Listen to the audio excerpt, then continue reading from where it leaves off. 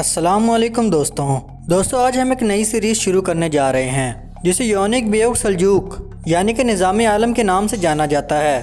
दोस्तों ये स्टोरी नहीं बल्कि हकीकत है जो कि 1071 की है, जिस वक्त सुल्तान अलप अरसलान जंगे लड़ते हुए बाज़ंतीनियों को शिकस्त देकर तुर्कों के लिए अनातोलिया के रास्ते खोले थे। और दोस्तों यही वो सल्तनत है जिसने नबी पाक हज़रत मोहम्मद मुस्तफ़ा सल्लल्लाहु अलैहि वसल्लम की पेशन गोई पूरी की और कुस्तुनतुनिया को फतह किया। इस पूरी सीरीज़ में सुल्तान अलप अरसलान और उनके बेटे मलक शाह और उनके बेटे संजार को दिखाया जाता है। इस सीरीज़ का आगाज़ बेअज़ीक ज़िले में शुरू होने वाली लड़ाई के साथ होता है। इसकी पहली एपिसोड के शुरू में दिखाते हैं सुल्तान अलप अरसलान अपने बेटे मलक शाह और अपनी पूरी फौज के साथ बरज़म किले को फतह करने के लिए आया था। मैदान जंग में दोनों फौजें आमने सामने होती हैं। सुल्तान के हाथ में एक बाज होता है। सुल्तान उसे आज़ाद करके उड़ा देता है और वो बाज उड़ता हुआ बरज़म किले की दीवार पर जाकर बैठ जाता है और दीवार पर बैठकर बोलने लगता है। उसके बाद निज़ामुल मुल्क जो कि सुल्तान का खास वजीर होता है वो बताता है, सुल्तान अलप अरसलान आपके शाहीन ने हमला करने का इशारा दे दिया है। यह सुनने के बाद सुल्तान कहता है, मेरे बेटे मलक शाह, इस किले को फतह होने के बाद इस किले को संभाल कर रखना मेरे बेटे। आपने मलाज गर्त में बाज़ंतीनी काफरों पर तलवार चलाकर मगरिब में फतह का रास्ता हमवार किया और इसी तरह जब हम बरज़म किला फतह करेंगे तो हमारे लिए मशरिकी फतूहात के रास्ते हमवार हो जाएंगे। एक दिन तुम सुल्तान बनोगे बेटे। रवायात कहती हैं कि बेटा बाप का परचम लेकर आगे बढ़ता है। इसके बाद मलक शाह कहता है, मैं आप और रियासत की कसम खाता हूँ कि मैं अपनी सरहदों को दुनिया के आखिरी कोने तक ले जाऊँगा और अगर मैं अपनी बात से फिरूँ तो मेरी तलवार से मेरा सर कट जाए। फिर सुल्तान अपने सिपाहियों की तरफ बढ़ता है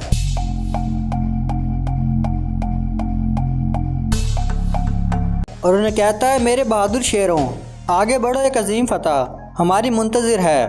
और सुल्तान अपने सिपाहियों को जोश दिलाता है। फिर सुल्तान अपनी तलवार निकाल लेता है और अल्लाह अकबर का नारा लगाता है। इसके साथ ही सिपाही भी अल्लाह अकबर का नारा लगाने लगते हैं। अल्लाहु अकबर।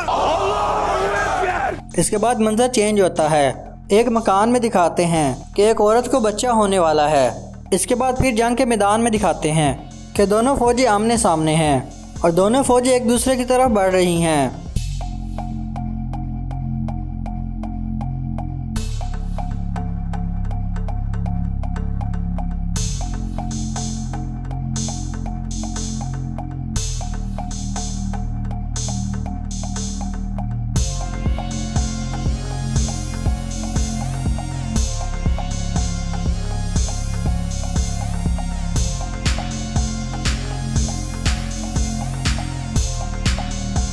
और दूसरी तरफ उसी औरत को दिखाते हैं, वो एक बच्चे को जन्म दे देती है।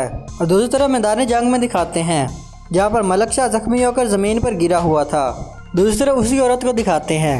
दरअसल ये औरत सुल्तान अलप अरसलान के बेटे मलक शाह की बीवी है और ये बच्चा उसी मलक शाह का बेटा है। माँ अपने बच्चे को उठाकर उसे प्यार करती है और उसे कहती है, तुम मलक शाह के खून हो और मेरे रब का बहुत शुक्र है कि उसने सही सलामत खैरियत से तुम्हें मुझे अता किया। वो औरत हकीम से पूछती है, क्या मलक शाह को पैगाम भिजवा दिया है। दूसरी तरफ फिर मैदान जंग में दिखाते हैं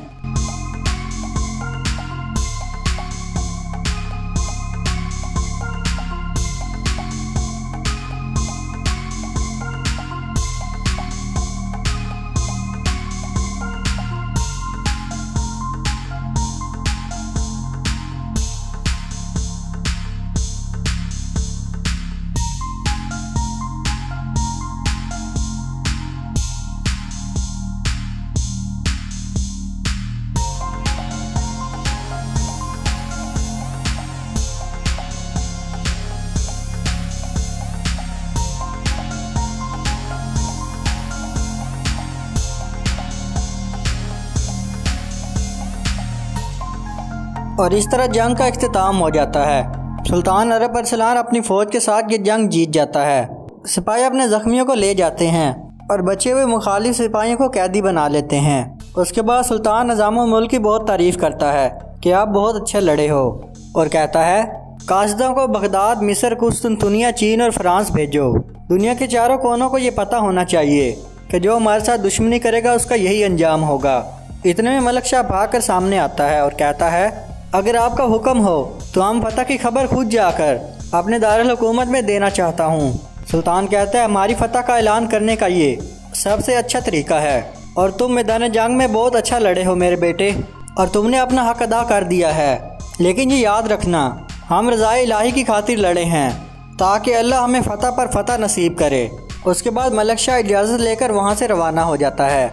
उसके जाने के बाद सुल्तान निज़ामुल मुल्क को कहता है, बरज़म किले के कमांडर को मेरे पास लेकर आओ, मुझे उससे हिसाब किताब करना है। दूसरी तरफ मलक शाह को दिखाते हैं, वो अपने सफ़र पर रवाना होता है। उसके बाद एक दिन के बाद दिखाते हैं, मलक शाह उसी घर में पहुंच जाता है जहां पर उसकी बीवी ने बच्चा पैदा किया था। वो अंदर जाता है तो देखता है कि बिस्तर पर कोई भी नहीं है। ये देखकर वो बहुत परेशान हो जाता है। उसके बाद वो पीछे मुड़कर देखता है कि उसी हकीम ने उसके बेटे को उठाया होता है। हकीम मलक शाह को कहता है, आपका एक सेहतमंद बेटा पैदा हुआ है। मलक शाह पूछता है, और मेरी बीवी बशूलो? हकीम कहता है, वो पैदाइश के बाद बेहोश हो गई थी। दाइयों ने पूरी कोशिश की मगर वो उनको बचा नहीं सकी। मुझे इस बात का बहुत अफसोस है कि आपकी बीवी बशूलो इस दुनिया फ़ानी से हिजरत कर गई है, लेकिन आपके लिए नन्ही सी जान इमानत के तौर पर छोड़ गई है। इसके बाद मलक शाह रोते हुए अपने बेटे को उठा लेता है और हकीम कहता है, उन्होंने जाते हुए कहा था कि जिस तरह आपने हमारे प्यार को पूरी दुनिया से छुपाए रखा, इसी तरह हमारे बेटे को भी पूरी दुनिया से छुपाए रखना। आप दोनों इसका नाम अहमद रखना चाहते थे। फिर मलक शाह पूछता है, बशूलो को कहाँ दफन किया है? आगे बढ़ने से पहले आपसे गुजारिश है कि हमारे चैनल को लाइक, शेयर और सब्सक्राइब ज़रूर कर दीजिएगा। उसके बाद हकीम मलक शाह को बशूला की कब्र पर ले आता है। मलक शाह वहाँ बैठ जाता है और कहता है, मेरे लिए तुम जलावतनी पर राज़ी हो गई और अपने बड़े बेटे तापाल से दूर रही और उसकी याद में तड़पती रही। इतने में पीछे से निज़ामुल मुल्क वहाँ पर पहुँच जाता है। मलक शाह कहता है, मैं उसकी हिफाजत नहीं कर सका। निज़ामुल मुल्क आगे बढ़कर उसके कंधे पर हाथ रखते हुए कहता है, तुमने अपनी जान को खतरे में डालकर उसकी हिफाजत की। ये सोग मनाने का नहीं बल्कि सीधा खड़े होने का वक्त है मलक शाह। हकीम पूछता है, खैर हो, क्या फ़ौज मुहिम से वापस आ गई है? फिर निज़ामुल मुल्क बताता है कि सुल्तान अलैहिस्सलाम ने बरज़म किले के कमांडर को अपने दरबार में बुलाया हुआ था और वह कमांडर सुल्तान की तौहीन करता है। उस कमांडर का मकसद सिर्फ सुल्तान के करीब जाना था और वह अपने मकसद में कामयाब भी हो गया। जब सुल्तान अपने तख्त की जानब वापस लौट रहे थे तो उस कमांडर ने सुल्तान पर एक खुफिया ज़हर आलूद हथियार से हमला कर दिया और उसने सुल्तान की पीठ पर लगे उस जख्म पर वार किया जिसे उन्होंने छुपाया हुआ था। उन्होंने अपनी आखिरी सांस लेते हुए मुझसे कहा था कि ये मेरे बारे में नहीं बल्कि रियासत के बारे में सोचने का वक्त है। निज़ामुल मुल्क, फौरी तौर पर रवाना हो जाओ और मेरे तख्त पर मेरे बेटे मलक शाह को बिठा दो। हमारा परचम नहीं गिरना चाहिए और यरूशलेम को बचाओ और हरमैन शरीफ को अनजान हाथों में मत जाने देना। और इसके अलावा मलक शाह की क़यादत में कुस्तुनतुनिया की तरफ बढ़ो। उसे कहना कि वह मजलूमों के लिए चारागर हो और जालिमों को कुचल दे। इसके बाद सुल्तान कलमा शहादत पढ़कर शहीद हो गए। ये तमाम बातें सुनकर मलक शाह बहुत हैरान परेशान हो जाता है। इस पर निज़ामुल मुल्क कहता है, ये मातम करने का वक्त नहीं है मलक शाह, अगर तख्त खाली रहा तो बगावत हो सकती है। जितना जल्द हो सके आपको तख्त पर बैठना होगा। मलक शाह कहता है, नहीं। फिर निज़ामुल मुल्क उसे पकड़ता है और उसे झिझोड़ता है और कहता है, आज के दिन तुम्हें मजबूत होना होगा। अब तुम मलक नहीं बल्कि एक सुल्तान हो। हमें फौरी तौर पर यहाँ से रवाना होना होगा। फिर मलक शाह अपने बेटे की तरफ देखता है और कहता है, मेरे बेटे अहमद का क्या होगा? इस पर निज़ामुल मुल्क कहता है, क्योंकि बशूला के चाक कबीले के सरदार की बेटी थी, इसीलिए सब ने उसके साथ बदजुबानी की। हालांकि वो आपकी बीवी थी, फिर भी आप उसे जला वतन होने से बचा नहीं सके। अगर अब उन्हें पता चला कि बशूला में से तुम्हारा एक खुफिया बच्चा है तो रियासत और ख़ानदान दोनों लरज़ उठेंगे। अहमद को खुफिया ही रहना चाहिए और तुम ये भी अच्छी तरह जानते हो कि जला वतन होने वाली औरत का बेटा कभी भी ख़ानदान का हिस्सा नहीं समझा जाता। फिर निज़ामुल मुल्क अपने हाथ आगे बढ़ाता है और मलक शाह से वो बच्चा ले लेता है और एक हाथ में बच्चे को और दूसरे हाथ में तलवार निकाल कर पकड़ लेता है और कहता है, आपके सामने दो रास्ते हैं, आपको इनमें से एक इख्तियार करना होगा। एक आपका बेटा है जो आपके दिल की आग को ठंडा कर सकता है और दूसरी तरफ रियासत है जो हज़ारों लोगों के दिलों को ठंडा कर सकती है। अब मुझे बताएं, आपका बेटा या आपकी रियासत? मलक शाह दोनों को गौर से देखने लगता है और यहीं पर इस एपिसोड का इख्तिताम हो जाता है। दोस्तों, अगर आपको हमारी वीडियो अच्छी लगी है तो लाइक, शेयर और सब्सक्राइब ज़रूर करिएगा। मिलते हैं अगले एपिसोड में। अल्लाह हाफिज़।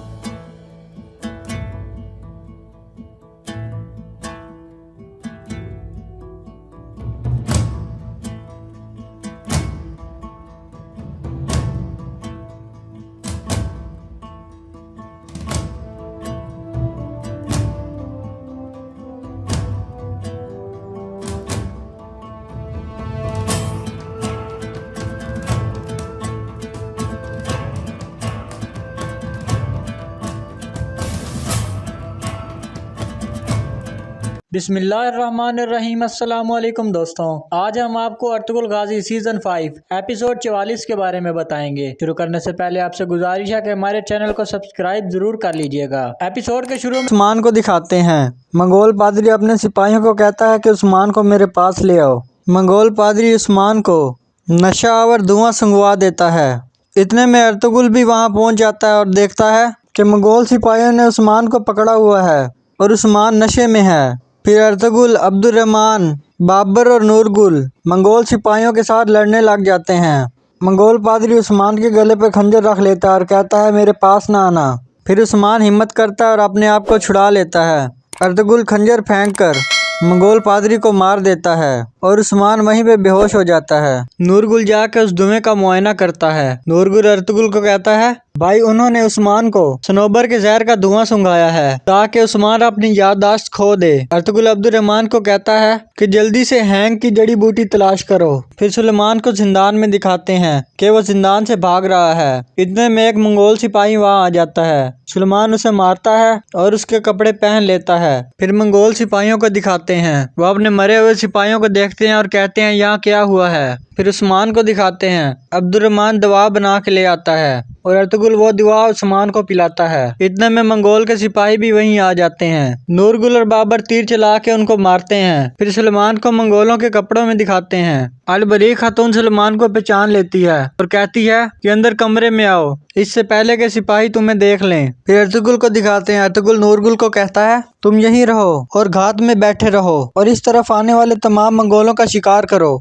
और मैं उस्मान को अपनी खुफिया जगह पर ले जाता हूँ। फिर सुलेमान और अल बलीग खातून को दिखाते हैं। सुलेमान अल बलीग खातून को कहता है तुम मेरी मदद क्यों कर रही हो। अल बलीग खातून कहती है कि अभी भी वक्त है, अपने हथियार डाल दो वरना मेरे भाई से तुम्हें मैं भी नहीं बचा सकूंगी। सुलेमान कहता है मेरे रास्ते से हट जाओ, मैं लांचक को मार दूंगा। अल बलीग खातून कहती है अगर लांचक को मारने से सब कुछ ठीक हो जाता तो अर्तुगरुल साहब अब तक उसे मार चुके होते। सुलेमान कहता है मैं इस तरह हथियार नहीं डाल सकता। अल बलीग खातून कहती है अगर तुमने हथियार नहीं डालने तो मुझे तुम्हें अर्तुगरुल साहब के पास भेजना होगा। अल बलीग खातून सुलेमान को एक संदूक में डाल देती है और ऊपर से सेरमा खातून आ जाती है। सेरमा खातून अल बलीग खातून को कहती है कि मैं तुम्हें कब से ढूंढ रही हूँ, सिपाहियों ने मुझे बताया कि तुम इस कमरे में हो। तुम मुझे बहन बहन कहती हो, जब शहनाज खातून ने मुझे मारा तो इस वक्त तुमने कुछ क्यों नहीं किया। अल बलीग खातून कहती हैं अपने दिल को मुतमईन रखो, शहनाज खातून ने जो किया हम उसका हिसाब लेंगे। फिर अल बलीग खातून सिपाहियों को बुलाती हैं और कहती है कि इस संदूक को बहबूलत साहब के कमरे तक ले जाओ। सिपाही संदूक को उठाते हैं और ले जाते हैं। फिर बहबूलत को ताजरों के साथ दिखाते हैं। एक ताजर कहता है आपने हर दुकान पर 10 दिरहम टैक्स लगाए हैं, लेकिन अर्तुगरुल साहब ने मुनाफे की मिकदार पर टैक्स लगाया था। अगर हमारी फरोख्त ना हुई तो हम क्या करेंगे। बहबूलत कहता है अब अर्तुगरुल का निजाम खत्म हो गया है, मैंने जो कह दिया है वो तुम्हें करना पड़ेगा।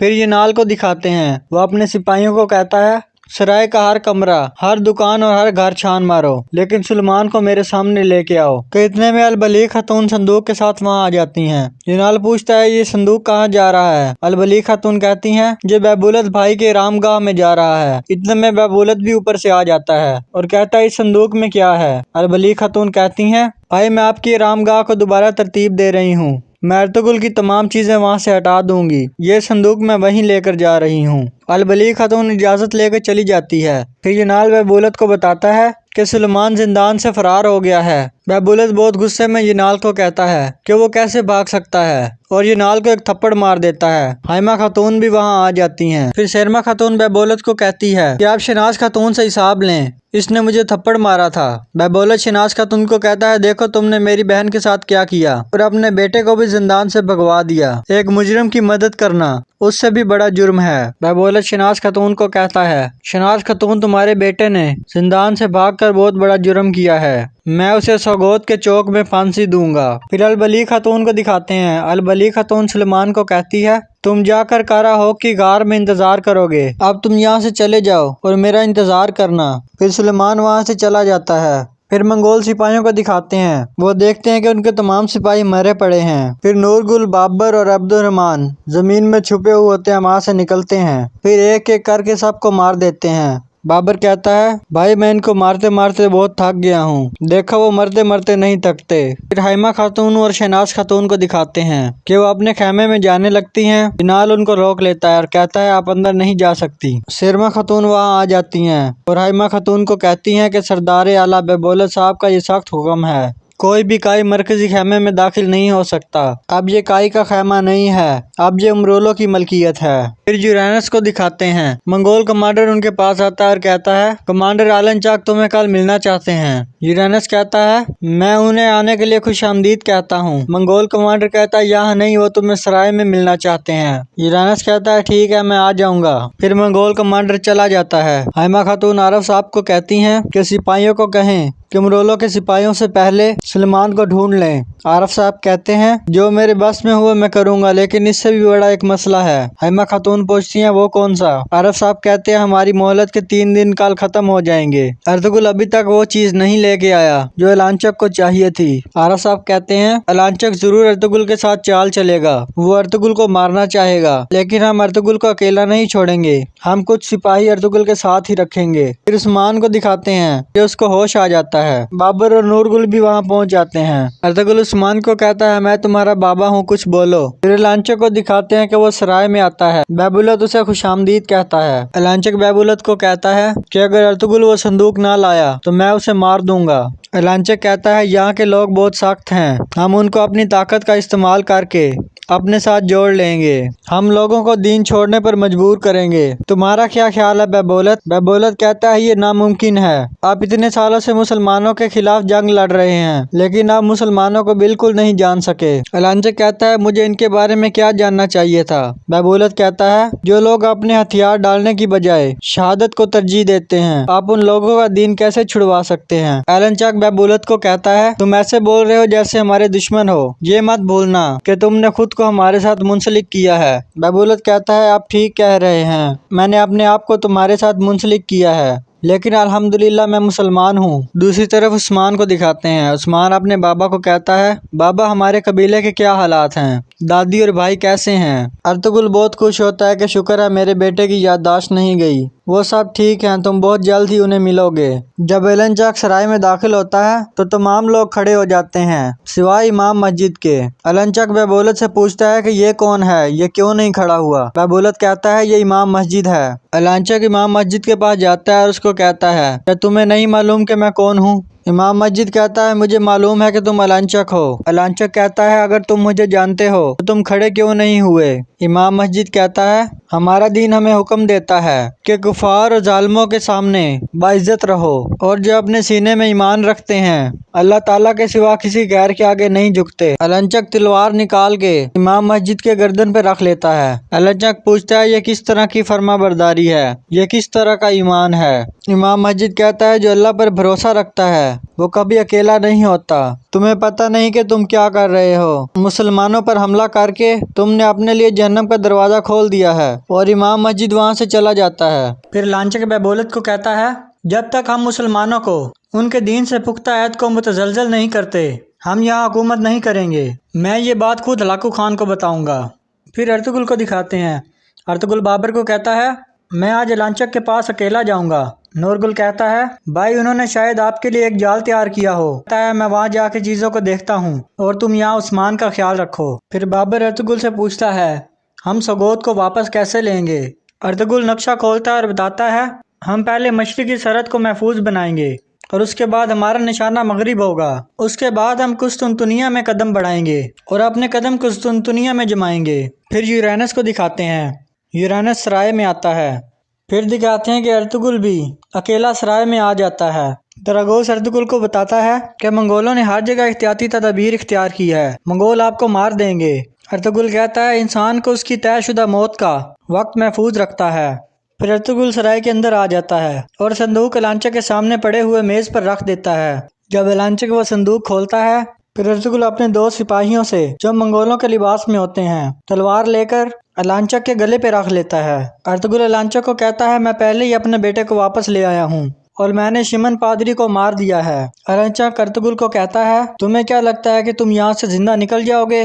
अर्तुगरुल कहता है अगर मैं नहीं निकलूंगा तो तुम भी नहीं निकलोगे। अर्तुगरुल कहता है मुझे पता है तुम्हारे यहाँ आने की वजह सिर्फ संदूक नहीं है, तुम यहाँ पूरे अनातोलिया से सोना इकट्ठा करने आए हो। लांचक अपने सिपाहियों को कहता है कि अपने हथियार नीचे कर लो। फिर अर्तुगरुल और दरागोस से पूछता है, तुम दोनों में से मेरा सोना किसके पास है? अर्तुगरुल कहता है, ना ही दरागोस के पास है ना ही मेरे पास। अर्तुगरुल कहता है, लेकिन मेरी एक शर्त है, मुझे सगोत और मेरे कबीले की सरदारी चाहिए। लांचक अर्तुगरुल को कहता है, तुम्हें तुम्हारे मरकजी खेमे और कबीले का हक देता हूँ, लेकिन मैं तुम्हें सगोत उस वक्त दूंगा जब तुम मुझे सोना ला के दोगे।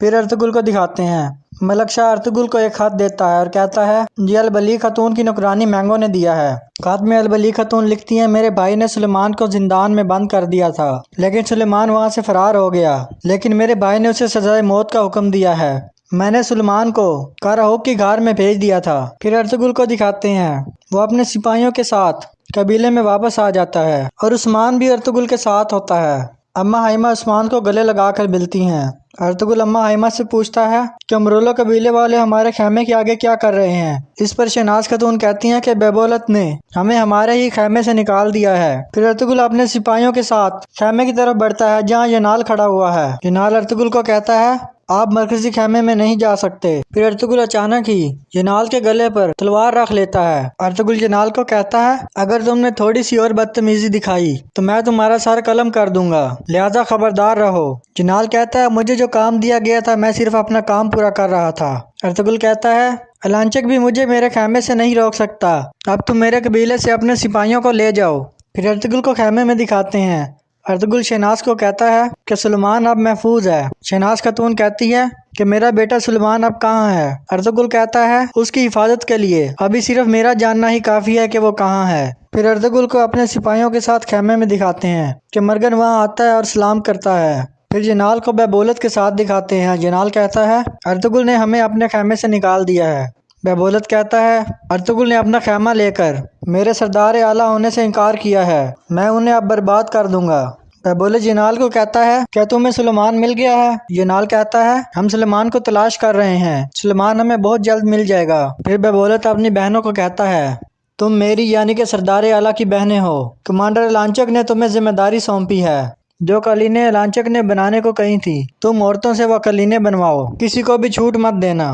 फिर मरगन को अर्तुगरुल के साथ दिखाते हैं। मरगन कहता है कि हलाकू खान ने एक पैगाम भेजा है। मंगोलों ने बास्तीनियों से एक मुआहदा किया है। बास्तीनी जिनके पास अज़ीउद्दीन ने पनाह ली थी, बास्तीनी मंगोलों को अज़ीउद्दीन को देने पर राजी हो गए हैं। हलाकू खान ने लांचो को एक काम सौंपा है कि अज़ीउद्दीन के कावस को बास्तीनियों से लेकर हलाकू खान के हवाले करे। आरफ साहब कहते हैं कि कावस अपने भाई किलच अरसलान के साथ सल्तनत में इश्तराक रखता है। जब किलच अरसलान ने मंगोलों से इताअत कर लिया तो किलच अरसलान ने कावस को इक़्तिदार से महरूम कर दिया। अर्तुगरुल कहता है कि कावस को धोखा दिया गया है क्योंकि वह अपनी रूह मंगोलों को फरोग नहीं करना चाहता था, लेकिन उसने गलती कर दी। उसने मंगोल कबीलों की जगह बास्तीनियों से पनाह ली। बाबर अर्तुगरुल से पूछता है कि हलाकू खान के कावस से क्या चाहता है। अर्तुगरुल कहता है कि कावस को तुर्क कबाइल में बहुत पसंद किया जाता है क्योंकि उसने मंगोलों के सामने सर नहीं झुकाया। हलाकू खान उसे फांसी देना चाहता है। अर्तुगरुल कहता है, लांचक से पहले कि कावस के पास हम पहुंचेंगे और उसे बचा लेंगे, और ज़ेंगोज को खबर दो कि मैं उसे सुबह अलाचा पहाड़ी पर मिलने आऊँगा। फिर लांचक को दिखाते हैं कि एक सिपाही उसके पास हलाकू खान का पैगाम लेके आता है। सब बताए लांचक को कहता है कि हलाकू खान ने क्या पैगाम भेजा है। लांचक कहता है, बास्तीनी के कावस को हमारे हवाले करने पर राजी हो गए हैं, हलाकू खान ने ये काम हमें सौंपा है। लांचक सोबताए को कहता है, तुम नौकरों के साथ आगे जाओ और के कावस को बास्तीनियों से ले लो। फिर अर्तुगरुल और दरागोस को दिखाते हैं। दरागोस अर्तुगरुल कहता है, आप मुझसे मिलना चाहते थे।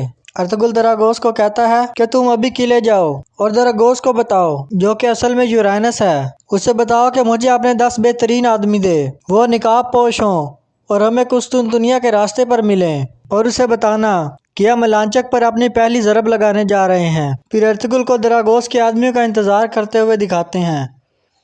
इतने में दरागोस के आदमी भी आ जाते हैं। अर्तुगरुल कहता है, किसी भी मंगोल को जिंदा नहीं छोड़ना और किसी भी कैदी को नुकसान नहीं पहुंचाना। इतने में अब्दुर्रहमान वहाँ आता और कहता है, भाई मंगोल कैदियों को ले जा रहे हैं और कमांडर सोबताए उनकी क़यादत कर रहा है। अर्तुगरुल दरागोस के सिपाहियों को साथ लेकर चल पड़ता है। फिर सोबताए को दिखाते हैं। बास्तीनी सिपाही कैदी को उनके हवाले करके चले जाते हैं। फिर केकावस मंगोलों से भाग जाता है। मंगोल सिपाही उसके पीछे जाते हैं फिर मंगोल सिपाही के कावस को चारों तरफ से घेर लेते हैं और दरागोस उनको देख लेता है। इतने में अर्तुगरुल भी सिपाहियों के साथ वहां पहुंच जाता है। अर्तुगरुल अपने सिपाहियों के साथ मंगोलों से लड़ने लग जाता है। अर्तुगरुल के सिपाही सोबतोय को पकड़ लेते हैं। सोबतोय अर्तुगरुल से पूछता है, तुम कौन हो? अर्तुगरुल कहता है, अपने कमांडर को कहना ये हर जुल्म का बदला है, और उसे जख्मी करके वहीं छोड़ देता है। अर्तुगरुल सिपाहियों को कहता है कि इस आदमी को ले लो और वापस किले ले जाओ। फिर शेरमा खातून को दिखाते हैं। वो अल-बली खातून को कहती है, ये तुम कैसा काम कर रही हो? शनाज खातून कहती है, हमें तुम्हारे हुक्म की कोई ज़रूरत नहीं है। शेरमा खातून कहती है, तुम्हारा क्या मतलब है? शनाज खातून कहती है, मेरा ये मतलब है कि मैंने अर्तुगरुल साहब की ताकत देखी और उसकी तरफ चल पड़ी हूँ। इतने में शेरमा खातून चाकू निकालती है और शनाज खातून को मारती है, लेकिन शहनाज खातून पकड़ लेती है और वो चाकू वापस शेरमा खातून को लग जाता है और शेरमा खातून वहीं गिर जाती है। दूसरी तरफ एलन चक को दिखाते हैं। एलन चक जब जंगल में पहुंचता है तो देखता है उसके तमाम सिपाही मरे पड़े हैं। फिर वो जख्मी सोबताय के पास जाता है। एलन चक सोबताय से पूछता है कि ये सब किसने किया है? सोबताय कहता है, मुझे नहीं पता, उनके चेहरे पे निकाब थे और उन्होंने केकावस को अगवा कर लिया। एलन चक कहता है, सिर्फ अर्तुगरुल ही ये काम करने की जरूरत कर सकता है। फिर अर्तुगरुल को केकावस के साथ दिखाते हैं। अर्तुगरुल अपना निकाब हटाता है। केकावस पूछता है, तुम कौन हो? अर्तुगरुल कहता है, मैं सुलेमान शाह का बेटा अर्तुगरुल हूँ। और यही इस एपिसोड का इख्तिताम होता है। दोस्तों, अगर आपको हमारी वीडियो पसंद आई है तो लाइक, शेयर और सब्सक्राइब जरूर करिएगा और हमारी मजीद वीडियोस के लिए बेल आइकन को जरूर दबा दीजिएगा। मिलते हैं अगली एपिसोड में। अल्लाह हाफिज।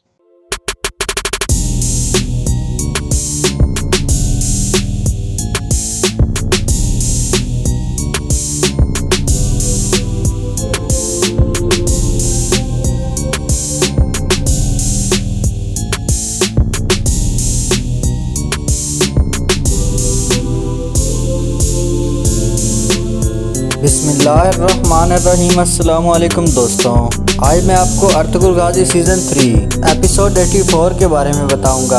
शुरू करने से पहले आपसे गुजारिश है कि हमारे चैनल को सब्सक्राइब ज़रूर कर लीजिएगा। इस एपिसोड के शुरू में दिखाते हैं जहाँ पर सुल्तान अलाउद्दीन बाकी बचा हुआ जहरीला शरबत भी पी जाते हैं और बर्तन नीचे रखकर सादुद्दीन से पूछते हैं, इस मामले के बारे में तुम्हारा क्या ख्याल है?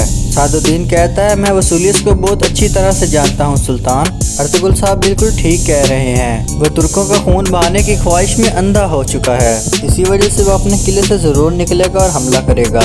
इतने में सुल्तान की तबीयत खराब होने लगती है क्योंकि सादुद्दीन ने उनके शरबत में जहर डाल दिया था और सुल्तान थोड़ी देर के बाद ही बेहोश होकर नीचे गिर जाते हैं। सादुद्दीन कहता है, इनको जहर दिया गया है, फौरन जाकर हकीमों को बुला कर लाओ। ये सुनकर सुल्तान का आदमी बाहर निकल जाता है। अर्तुगरुल कहता है, इस बात का क्या मतलब है अमीर सादुद्दीन? सादुद्दीन कहता है, इस बात का जवाब तुम दोगे, मैं नहीं। यहाँ पर क्या हो रहा है? अर्तुगरुल कहता है, मैं जानता हूँ कि आप घबराए हुए हैं, लेकिन अपने अल्फाज पर गौर करो अमीर सादुद्दीन। फिर सादुद्दीन कहता है, मुहाफिज जल्दी करो, अर्तुगरुल से तलवार ले लो। यह सुनकर सुल्तान का मुहाफिज अपनी तलवार निकाल कर अर्तुगरुल के सामने खड़ा हो जाता है। तो सादुद्दीन कहता है, इसको गिरफ्तार कर लो। अर्तुगरुल तुम खामोशी से अपनी तलवार मुहाफिज के हवाले कर दो। इतने में सुल्तान का खास आदमी हकीमों को लेकर वहाँ पर पहुँच जाता है और वहीं पर अर्तुगरुल के सिपाही भी अंदर आ जाते हैं। आरफ साहब पूछते हैं, अमीर सादुद्दीन क्या मामला है? सादुद्दीन कहता है, अबू मंसूर को जहर दे दिया गया है। फिर वो सुल्तान के आदमियों को कहता है, सुल्तान को फौरन इनके कमरे में ले जाओ। यह सुनकर वो तमाम सिपाही फौरन सुल्तान को उठाकर वहाँ से ले जाते हैं। उनके जाने के बाद सादुद्दीन कहता है, सिपाहियों अर्तुगरुल को जेल में फेंक दो। ये सुनकर तमाम लोग चौंक जाते हैं। इस पर आरफ साहब कहते हैं, अर्तुगरुल साहब उस आदमी को जहर क्यों देंगे जिसने इनकी जान बचाई थी? इस पर सादुद्दीन कहता है, काई कबीले के सिपाहियों को अपने कबीले वापस जाना होगा। इसके बाद आरफ साहब कहते हैं, अमीर हजरत मैं एक हकीम हूँ, मुझे अपनी महारत इस्तेमाल करके अबू मंसूर के लिए कुछ करने दें। सादुद्दीन कहता है, अबू मंसूर के अपने हकीम मौजूद हैं, वो इनका ख्याल रख लेंगे। अब आप फौरन हल्ली बाजार से निकल जाएं। दूसरी तरफ सुल्तान को उनके कमरे में पहुंचा दिया जाता है। हकीम कहता है, जल्दी करो, हमें सुल्तान को उल्टी करवानी होगी। दूसरी तरफ अर्तुगरुल कहता है, अमीर सादुद्दीन आप इतने अहमक कैसे हो सकते हो और बेवकूफ़ कैसे बन सकते हो? इस पर जुलियान कहता है, हम अपने भाई को आपके हवाले नहीं करेंगे। इसके बाद अर्तुगरुल के तमाम सिपाही और सादुद्दीन के तमाम सिपाही वहाँ पर तलवारें निकाल लेते हैं। सादुद्दीन कहता है, अर्तुगरुल साहब होश में आओ और अपने आदमियों को कहो कि तलवारें नीचे कर दें, मैं यहाँ पर खून खराबा नहीं चाहता। इसके बाद अर्तुगरुल कहता है, जुलजान आरफ साहब आप सिपाहियों को लेकर वापस कबीले चले जाएं और वहाँ हर किसी को आगाह करें कि यहाँ पर क्या हुआ है। यह सुनकर तमाम सिपाही बहुत हैरान हो जाते हैं। नूरगुल कहता है, भाई हम आपको यहाँ कैसे छोड़कर जा सकते हैं? अर्तुगरुल दोबारा उनको जाने का इशारा करता है।